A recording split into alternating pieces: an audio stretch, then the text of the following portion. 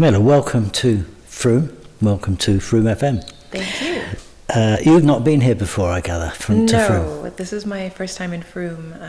I'm really loving it so far. It's so beautiful.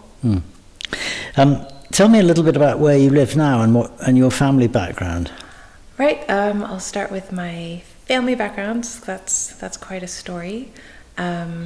My father was Liberian. My mother is Norwegian. They met in the States while they were studying abroad and then kind of moved around different parts of the world. My sister and I were born in Switzerland, and then we moved to the States, to Virginia. I ended up coming to England for my postgraduate degree, so I spent some time in Manchester and then moved down to London. And now I am back in the States, so I just started a PhD at NYU in New York City. So I've been living in Brooklyn for about a year and a half. Do you like that? Yeah, it's really different. It was a lot more of an adjustment than I thought it would be. I love big cities. I loved living in London. I miss London a lot, and I kind of thought that moving to New York would feel the same, moving from one big city to another, but they've really different energies. And I think, especially coming out of the pandemic, I think moving to New York was quite the undertaking. Right. But it's an amazing city. I'm settling in, I'm getting to know Brooklyn, and that's been a real adventure. Where did you study in England then? So I was at the Royal Northern in Manchester. Oh, right, okay. That was a good experience for you? Yeah, it was very formative. I'd come from doing kind of a more academic music degree at Yale in the States. So I think the big change for me was going to a setting where I was just doing music exclusively. So I was used to kind of mixing up my studies and concentrating on piano, but not having that be my sole focus. So again, that was a big adjustment for me, kind of moving to a new city, a new country, and being in this environment where it's really honing in on music and honing in on technical skills. So I appreciate all of the things I learned from my teachers there, and a lot of connections that I made that have really served me in my career. Is piano your only instrument? Yes. It is the same way a lot of musicians, they have their one instrument. When I was younger, I played the clarinet. I own an accordion and took one lesson with a really amazing Russian accordionist. I have a banjo, I have a guitar, right. But piano is my main thing. Yeah. It's moving to New York, helping your cause, which we'll talk about in a minute, in terms of promoting music by people from various diasporas. I don't think it's specifically black, is it? It's women generally. I think the move has opened me up to new conversations. I think especially going from a space, I'm sure we'll talk about it later, but I work in the nonprofit sphere. I'm a performer. I've always been an educator. So moving to an academic space through my PhD at NYU has just given me a chance to talk about music in a different way and to connect to some really interesting scholars that are kind of thinking about the same things. So it's given me a new entry point to the things that I care about. Right. Do you feel that you're coming towards the end of your education?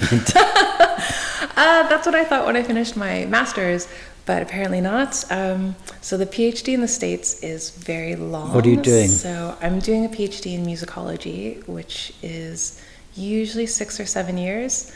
I just finished my second year, so the end is in sight, but it's going to be a little while longer. And then I don't know what else I could do. I think that's it for me in school. Do you find it easy academically? No. I just finished my comprehensive exams, which are hopefully the last exams I'll ever take. But that's the big set of exams at the end of the second year of the US PhD in most programs. And, that's a lot of studying. It's compiling a huge bibliography of material you have to get through. And then it's synthesizing it all through a lot of writing over the course of a weekend, which I just did, 2 weeks ago. Right. So maybe this is a bit of a break for you, Danny. Yes, so I mean, it was a really interesting experience. I learned so much doing it, and part of it is a take-home exam where you get a question, you kind of live with it for the weekend, and you write about it.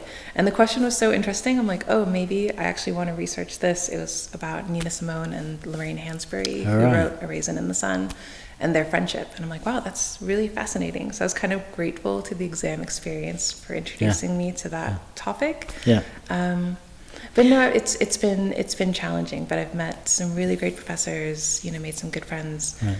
And learned a lot. But definitely I didn't imagine that I'd be a student again. So I think even going back to being in seminars and writing papers, that was all also an adventure.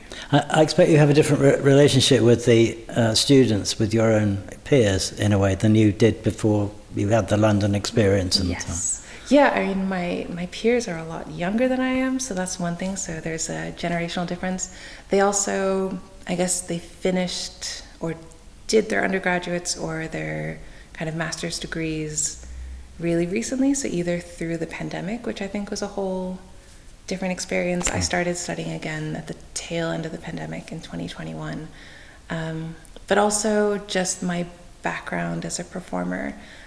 So in my year, there are 5 people. So there are, I think, 2 musicologists, an ethnomusicologist, and 2 composers.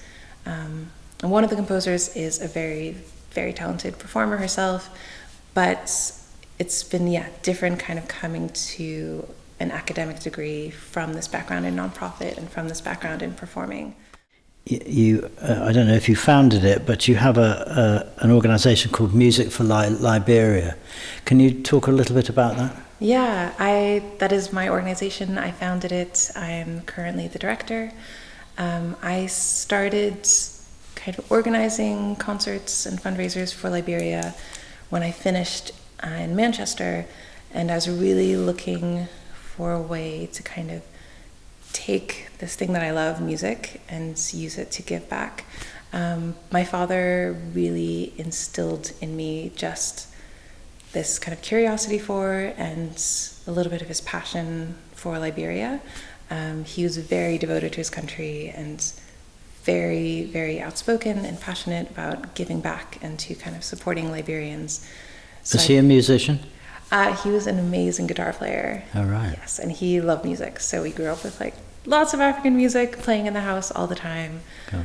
So it was really taking that. And my mom as well, she is a teacher, and we grew up kind of just seeing her passion for education and knowing the difference that can make in young people's lives. She also encouraged my sister and I to volunteer wherever we can. So I think just this kind of driven family background really informed my decision to use music to try to do something good for So what does it do? What does Music for Liberia actually do? Our mission is to support young people in Liberia. So we work a lot with supporting education, supporting young people's programs, and the way that we do it is through music. So we organize fundraising concerts and other arts-related events to raise money for kids and for education in Liberia.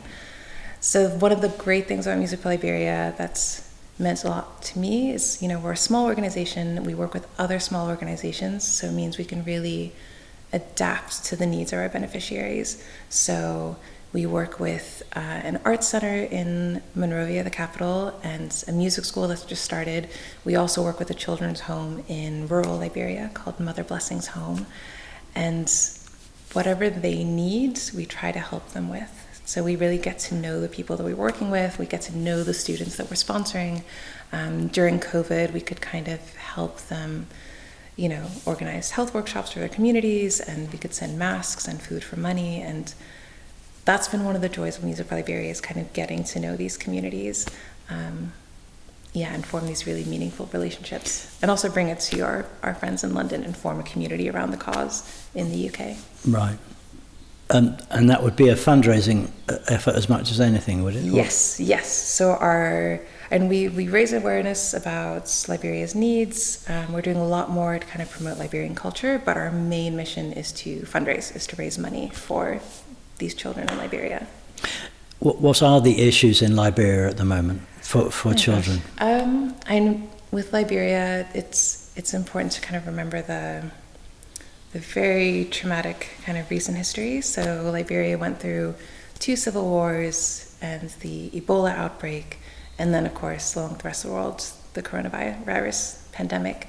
So I think between the wars especially and the Ebola outbreak, children have suffered a lot. So the school systems have really been decimated by conflict and by lack of infrastructure. So I mean, it's one of the poorest countries in the world. So they really need support. Did they get support during the pandemic, for example? They did. So there are a lot of NGOs working in Liberia. I mean, all the big ones. So the UN and the Red Cross.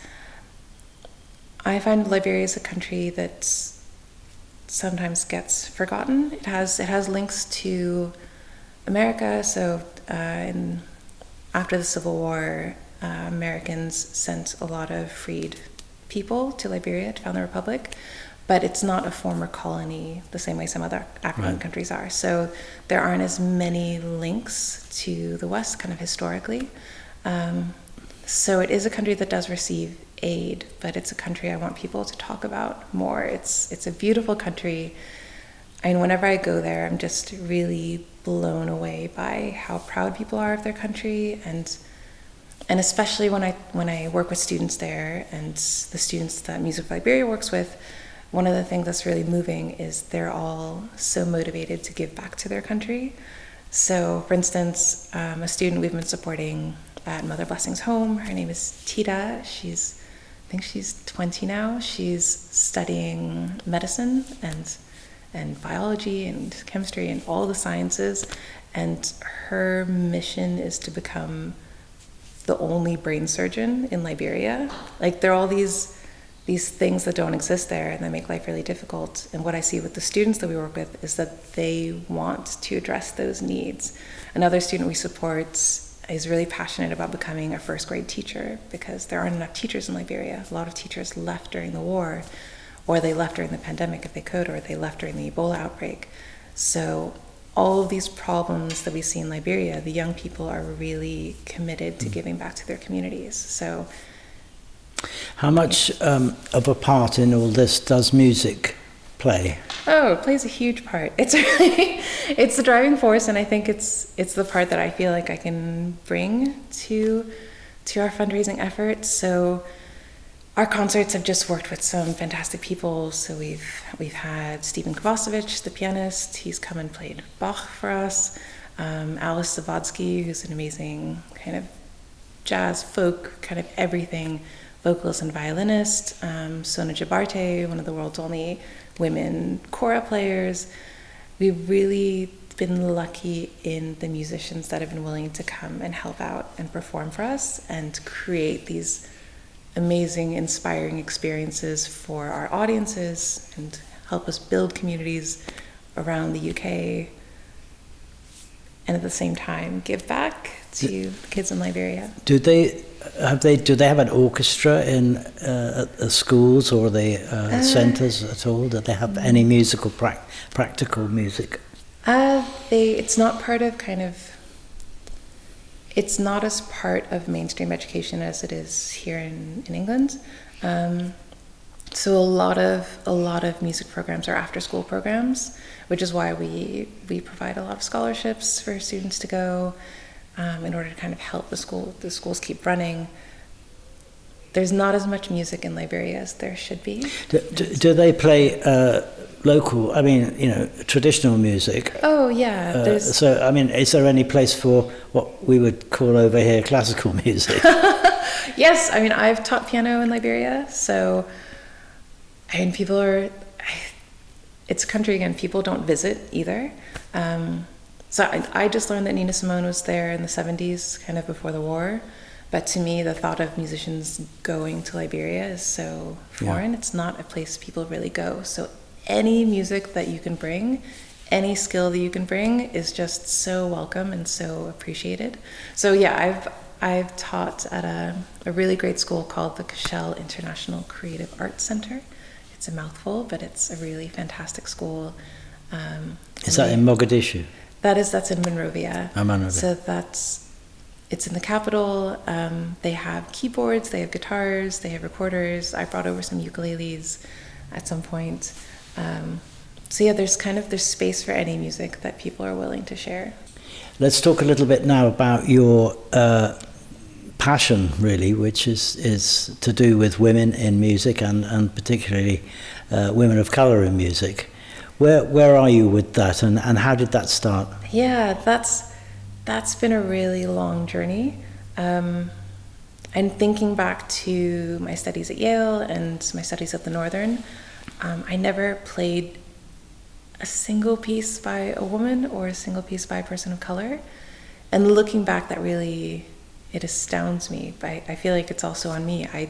I didn't realize growing up that there were composers of color, that there were really women who composed. And my teachers, definitely, they were very focused on getting me through all the requirements. And so there wasn't space to really think about who's been making music, who's been left out of music, who is music for, what can music do, what kind of conversations can music start, and what does our choice of repertoire kind of say about how we see the world.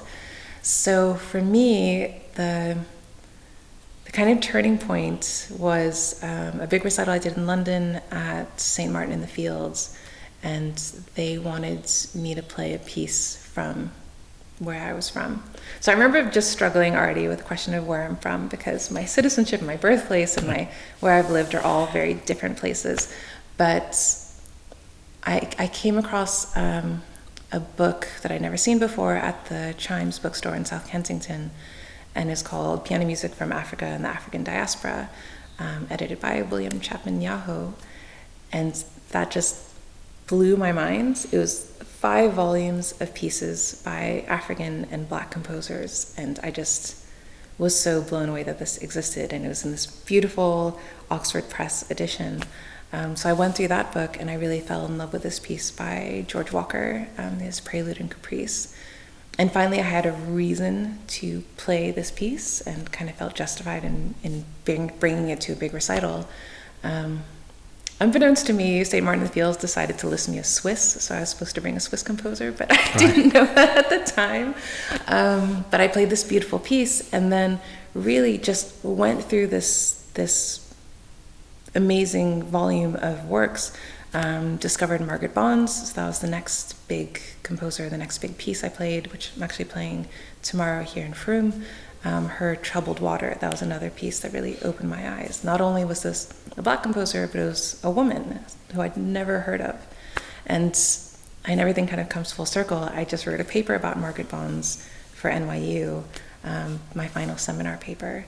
So I've just really, from that point of finding that book, just realized that there are all of these composers that have been erased that wrote this like amazing, fantastic music for the piano. Why do you think they're not on the record any longer? I mean, a lot of reasons. We can ask ourselves, what do we think a classical composer looks like? How do they work even? Something I'm thinking a lot. Are they working by themselves? Are they solitary geniuses? Are they part of a community? I think of Margaret Bonds, who her papers are kept at the Schomburg Center that's up in Harlem in New York, and she kept a lot of letters and a lot of programs and a lot of notes, and she was a prolific composer and performer and arranger. So much music. What were her dates, roughly? I know she died in 1972, and she was 50-something. So born in the 1920s. So mid-century, kind of working a lot in the early 50s up to her death in 1972. But when she died, no one thought to keep scores. And I think it's this awful, isn't it? idea that we have in our heads of what like a true composer is. And I've had that with my students. I'm really passionate about giving my students pieces by diverse composers, and I've had a lot of reactions like, oh, I didn't know that Black people wrote classical music. I didn't know that women composed Okay, music. let's take that, let's tackle that one then, because, I mean, why ever not? And what is it that white people think Black people, why is it that I say we, I'm a white person who has, I'm as white as they come. Somehow there's this disconnect.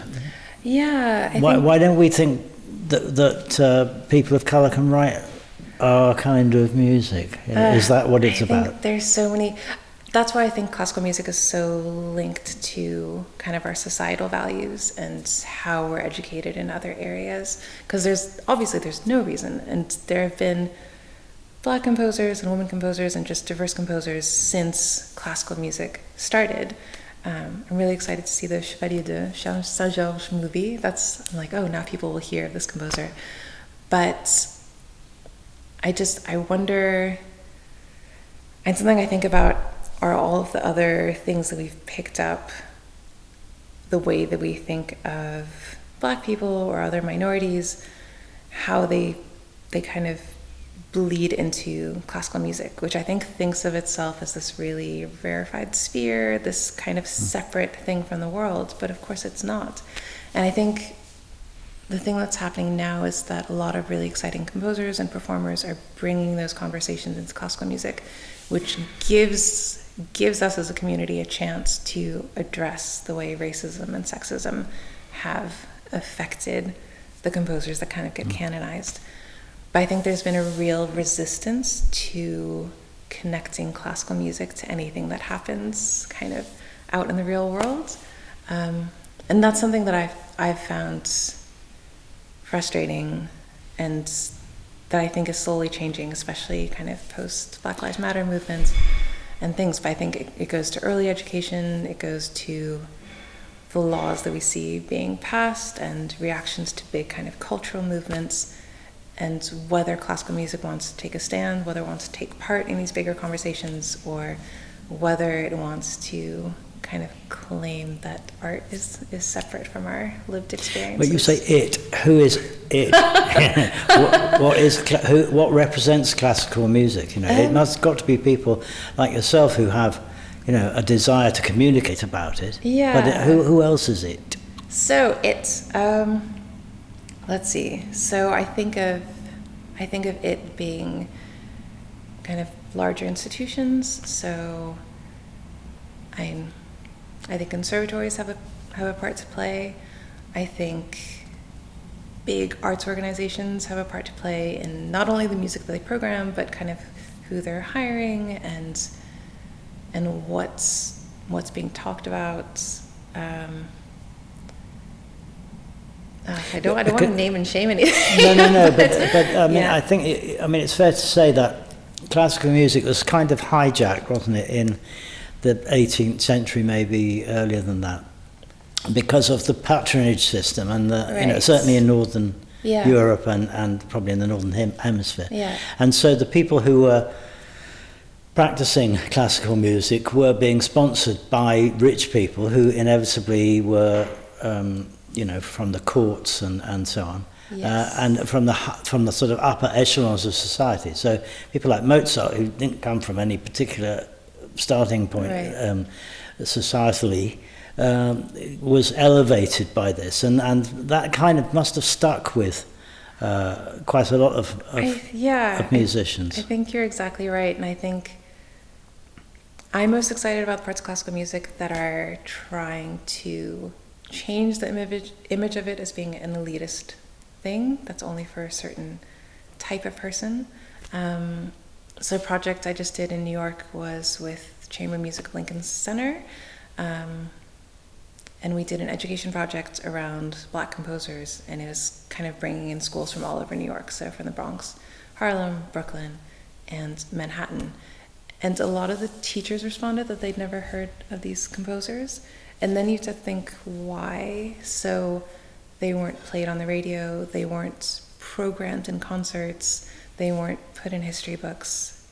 So no wonder there's this image of classical music just being this really Maybe that's the key. unattainable thing. You know, maybe it's the exposure. Yeah, I definitely think I mean, it if you is. look at the sort of radio system in this country, you've got Radio 3 and you've got Classic FM, you've got some jazz stations, and that's about it. You know, those are the outlets that we are allowed to have. Yes. Anyway. Yeah, and those.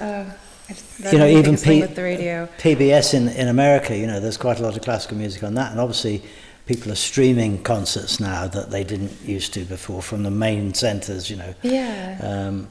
And I think audiences are getting more curious, because I think there are a lot of other fields in the arts that are having conversations that I think have been a little bit slower than classical music.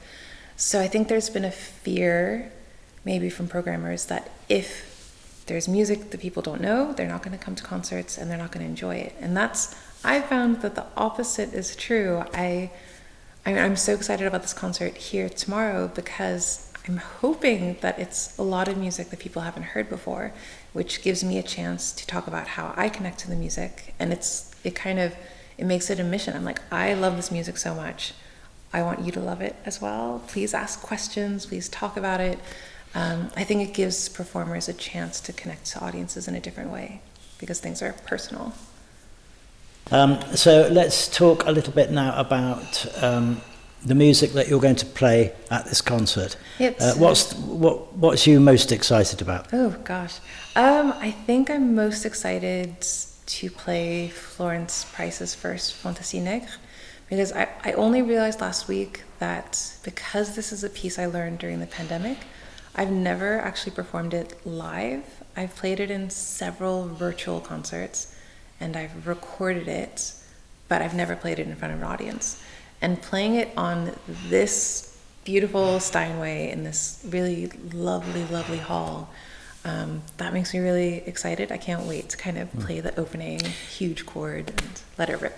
Do you like to play to small audiences? Oh yeah, I love it. It's so great. Like the closer, the better, I think. You get the feedback. Yeah, I get the feedback. I really love speaking a lot about my pieces. I think because I'm playing pieces that people might not know, it's kind of my job to talk about them, and it's much nicer to talk to people who are kind of close to you. And when you spoke to Morag about this concert, did you choose the running order and the music? Yeah, she looked at my website and I have a few sample programs there. So she kind of said, like, this sounds interesting, but she chose the most interesting programs. I was really happy. So I decided to really commit and do a program of all piano music by women of color, kind of from all over the world. So from Brazil, from Egypt, from the UK, from the States, just this really diverse group of women who I think, like, the only thing the music has in common is that they're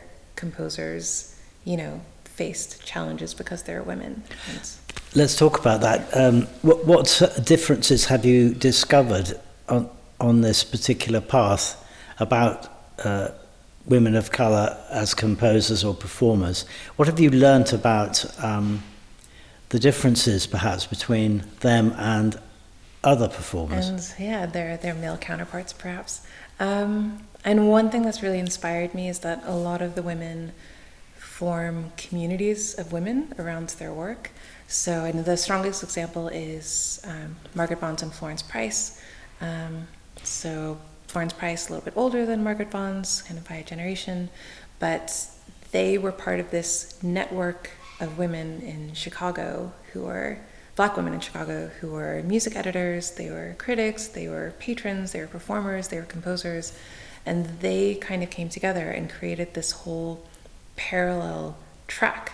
So they had their own kind of universe. When was this? So this is kind of mid-20th century. Before the Second World War? Yeah, before and then after. Margaret Bonds continued in New York, but people dispersed. But there was this core group of women in Chicago who were working in this community and being very outspoken about the community. So I love this idea, again, getting away from a solitary genius who's working by himself, but really women helping each other, supporting each other, and making their careers possible. So I'm bookending my program with Margaret Bond's Troubled Water and Florence Price Montesinègre, which is actually dedicated to Margaret Bonds. Margaret Bonds was the first Oh, performer. that's nice. Nice Yeah. idea. So what's in the middle then? So in the middle we have a short piece by Erilyn Wallen, salsa inspired, called I Wouldn't Normally Say.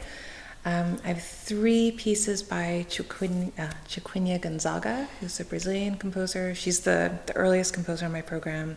She was born, I think, towards the end of the 19th century and lived a couple decades into the 20th century. And she wrote all of these pieces based on popular Brazilian dances, caused tons of scandals. She was best friends with the First Lady of Brazil and would bring all this popular music into the palace and just cause riots, basically. Then I'm playing some contemporary pieces by an Egyptian composer, Nala Matar.